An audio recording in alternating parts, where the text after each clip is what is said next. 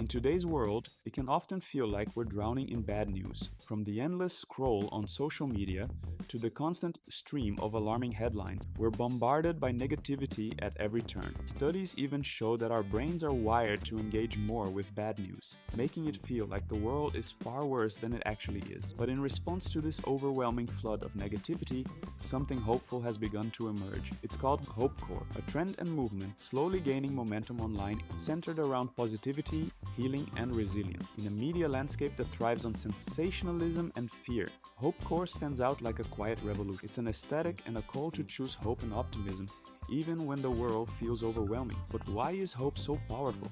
And what makes this movement so necessary today? In this video, we'll explore the philosophical underpinnings of hope, how the HOPECORE is pushing back against the negativity we face, and why choosing to hope in the face of despair is not only courageous, but necessary.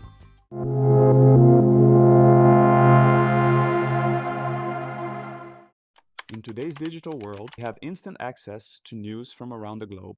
While this connectivity has brought many advantages, it has also amplified the visibility of negative events. Media outlets, driven by the need to attract clicks and engagement, often prioritize sensational or alarming stories over more balanced, positive reporting. This phenomenon is known as negativity bias in the media, where negative stories, crime, disaster, and political conflict take stage because they capture attention. Social media platforms play a role in further amplifying these negative narratives, with their algorithms designed to maximize engagement. Content that triggers strong emotional reaction, often fear, anger, or outrage, tends to be more heavily promoted. As a result, users are frequently exposed to negative news, even if it doesn't directly impact them, leading to the perception that the world is in a constant state of crisis. In essence, bad news spreads faster and more widely than positive stories, reinforcing a worldview that's dominated by fear and pessimism. This constant barrage of negative news taps into a fundamental aspect of human psychology known as negativity bias. Evolutionarily speaking, our brains are hardwired to focus more on negative experiences than positive ones. This is because historically, paying attention to danger or threats was critical for survival. This ancient bias continues to affect us today, as we are more likely to remember and engage with negative information. For example, if you see two news stories, one about a local charity event and another about a natural disaster, you're instinctively more likely to click on the disaster story. Media outlets and social platforms have learned to exploit this aspect of human behavior. Sensationalist headlines, graphic imagery, and emotionally charged language are tools used to capture attention and drive clicks, shares, and comments. In this ecosystem, bad news becomes a commodity, constantly recycled and repackaged to keep audiences engaged.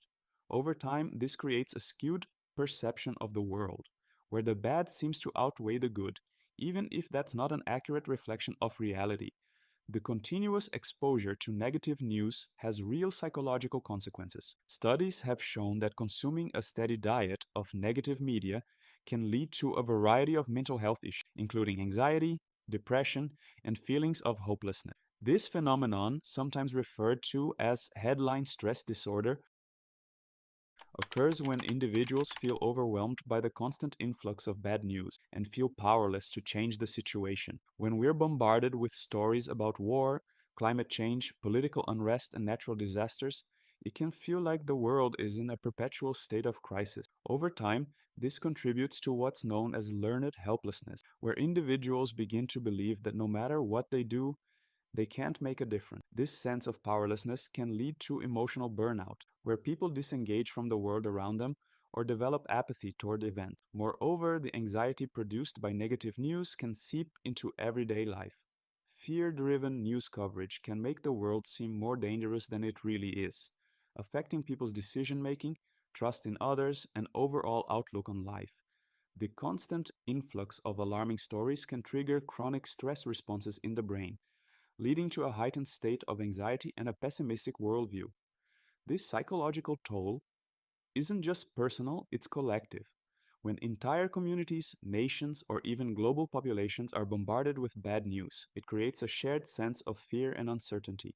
This can fuel social division, political polarization, and even violence as people become more reactive and defensive in response to perceived threats.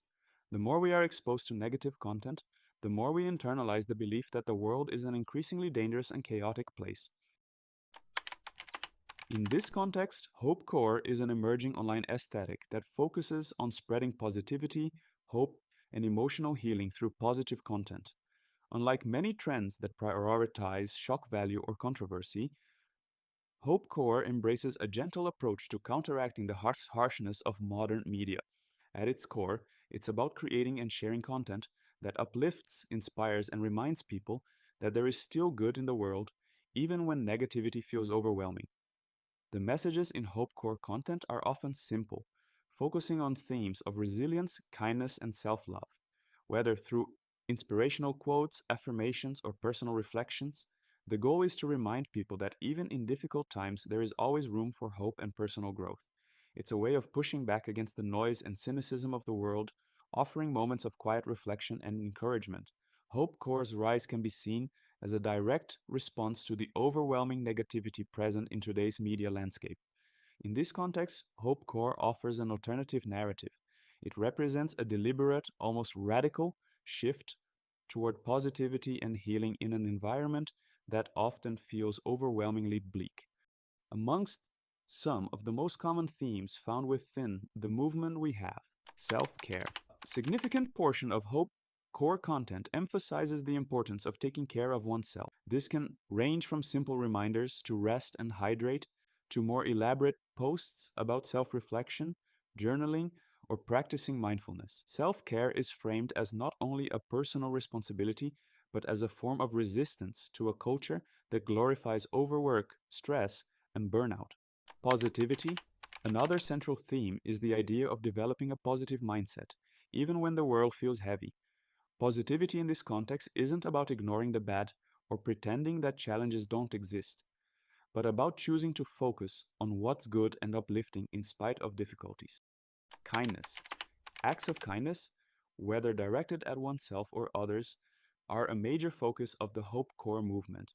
In a world that often feels cold or divided, kindness is framed as a form of resistance to the harshness and negativity around us, and as a way to bring light into the lives of others. The emphasis on kindness extends beyond individual actions to a broader sense of community and empathy. Hope Core serves as a subtle form of resistance against the pervasive cynicism and despair perpetuated by mainstream media. Instead of getting caught in the cycle of alarmism, it offers an alternative by reminding people that there is still good in the world. Small acts of kindness, moments of beauty, and opportunities for resilience. This movement promotes emotional well being and counters the overwhelming sense of hopelessness that often dominates media. Many have argued that optimism is a form of foolishness or naive thinking. Philosophers, skeptics, and even modern thinkers have often criticized those who cling to hope in the face of overwhelming odds. Friedrich Nietzsche, for instance, was famously suspicious of optimism, warning that it could be a form of self delusion that distracts people from confronting harsh reality. In our modern world, where bad news seems to flood every corner of life, it can feel irresponsible to remain hopeful or optimistic. But is optimism really foolish?